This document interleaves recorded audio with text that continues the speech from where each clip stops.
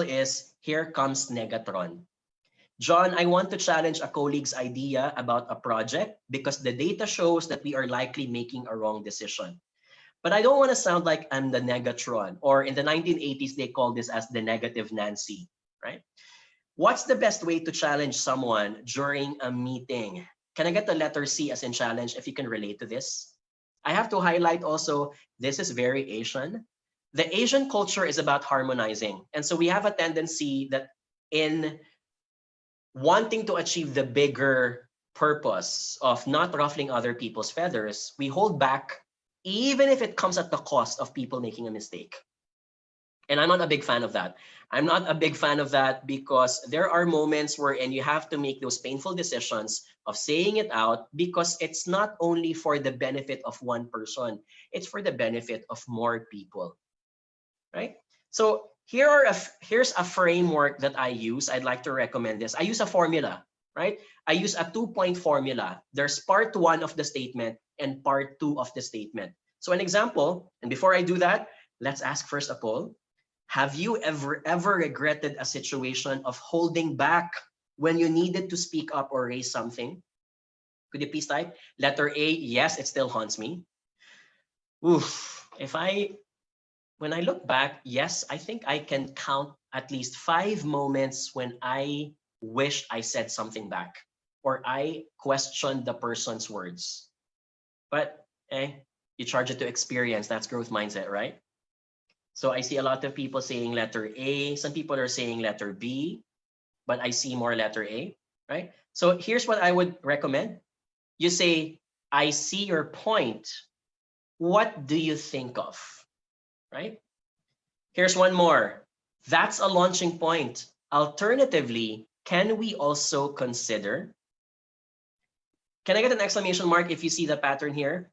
My statements have 2 parts. The first part is you acknowledge the person's effort for saying something, right? So when I say, okay, that's a launching point. That's a launching pad. That's a good start. But saying that means you let the person in, but it doesn't mean that the person is fully invited. Same thing. I see your point, meaning you are empathizing from where the person is coming from. You acknowledge the person's presence. However, you may acknowledge their presence, but you're not necessarily agreeing with them. So that is part 2 of the formula. You acknowledge the effort, but you challenge in a consultative tone. So you say, that's a good launching point. Alternatively, how about we also consider blank, right? I see your point. Color blue looks good on the model, but let's look at other options. What do you think of also using color red? And that's where you throw the conversation to other members of the team. This is very effective, especially when one person is monopolizing or dominating a conversation to the point that no one is challenging. It becomes a one-person decision. So when someone champions other people's remarks, some people will also now be braver to speak up because they've been invited to speak up. Sometimes you can be that person, right? What's the opposite of this? The opposite of this is not acknowledging the person's effort and simply saying, but, and here's what it means, right? Or I don't like that idea, I disagree. There are people who can pull this off. I get that. And sometimes it can work using those words. But if you're a newbie, if your first time using these kinds of words, you can consider using the formula. Acknowledge the effort. So I call this, by the way, as the sandwich formula, right? May palaman, pero lalagyan mo ng something else na hindi masarap, pero hindi na mahalata because may palaman. And I got an exclamation mark if you notice that, right? So you acknowledge the effort to compensate for something that you're about to say that might not be accepted by the person because you're challenging the person's idea, right? If I were to add, here's one more I will say.